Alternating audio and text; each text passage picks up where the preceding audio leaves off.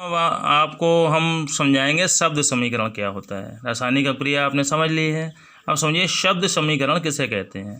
तो किसी भी रासायनिक अभिक्रिया को जब हम किसी वाक्य के रूप में लिखते हैं तो उसका विवरण बहुत ही लंबा हो जाता है। इसे हम संक्षेप रूप में भी लिख सकते हैं।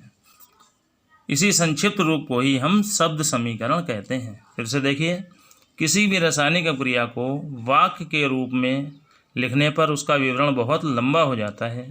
इसे जब हम संक्षिप्त रूप में भी लिखते हैं तो इस संक्षिप्त रूप को ही शब्द समीकरण कहते हैं।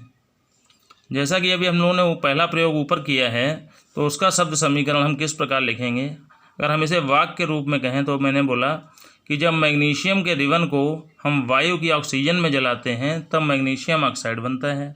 अगर इसी का हम समीकरण शब्द समीकरण लिखना चाहेंगे तो कैसे लिखेंगे। देखिए, magnesium plus oxygen gives magnesium oxide.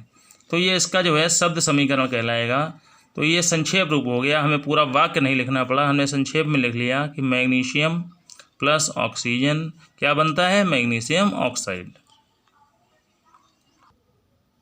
आइए एक दूसरे उदाहरण द्वारा हम समझते हैं कि शब्द समीकरण को हम लोग किस तरीके से लिख सकते हैं। देखिए, जब हम वाक्य के रूप में बोलेंगे कि जब हाइड्रोजन व ऑक्सीजन आपस में क्रिया करते हैं तब जल बनता है। अब इसका हम शब्द समीकरण लिखना चाहेंगे तो किस तरीके से लिखेंगे। तो इसमें किसने किसने आपस में क्रिया करी है, हाइड्रोजन किससे क्रिया हुई है, प्लस ऑक्सीजन, और क्या बना है, जल बना है। तो ये इसका शब्द समीकरण कहलाएगा कि हाइड्रोजन ने जब ऑक्सीजन से क्रिया करी तो जल बनता है। आपको आप समझाते हैं रासायनिक समीकरण। अब ये मैंने आपको बताया था शब्द समीकरण, अब हम देखेंगे रासायनिक समीकरण। तो जब हम शब्द समीकरण को यदि रासायनिक प्रतीकों के रूप में लिखें तो जो समीकरण प्राप्त होता है वही रासायनिक समीकरण कहलाएगा। ऊपर अभी हमने जो क्रिया देखी है कि आपने देखा कि जब मैग्नीशियम की हम क्रिया कराते हैं ऑक्सीजन से, ये देखिए शब्द समीकरण में लिखा था कि मैग्नीशियम प्लस ऑक्सीजन क्या बना था, मैग्नीशियम ऑक्साइड बना है। तो ये तो इसका शब्द समीकरण हो गया। अब इसे हम अगर रासायनिक समीकरण के रूप में लिखना चाहेंगे तो किस तरीके से लिखेंगे। मैग्नीशियम, इसका प्रतीक क्या है, Mg, ऑक्सीजन के लिए O2, तो मैग्नीशियम के लिए Mg plus O2 gives MgO, क्या बना है ये, मैग्नीशियम ऑक्साइड। तो ये तो हुआ आपका शब्द समीकरण और ये हो गया रासायनिक समीकरण।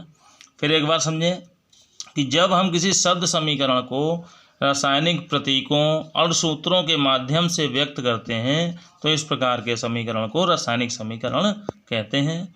इस तरीके से हम इस अभिक्रिया को लिख लेंगे और इसी को हम रासायनिक अभिकरण समीकरण कहेंगे।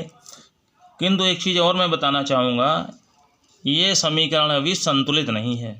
ज़रा आप देखें, यहाँ पर मैग्नीशियम का एक परमाणु है और यहाँ पर भी मैग्नीशियम का एक परमाणु है, लेकिन यहाँ पर ऑक्सीजन O2 लिखा है, ऑक्सीजन के दो परमाणु हैं, लेकिन अभिक्रिया जब हो चुकी है तब ऑक्सीजन का केवल एक परमाणु है।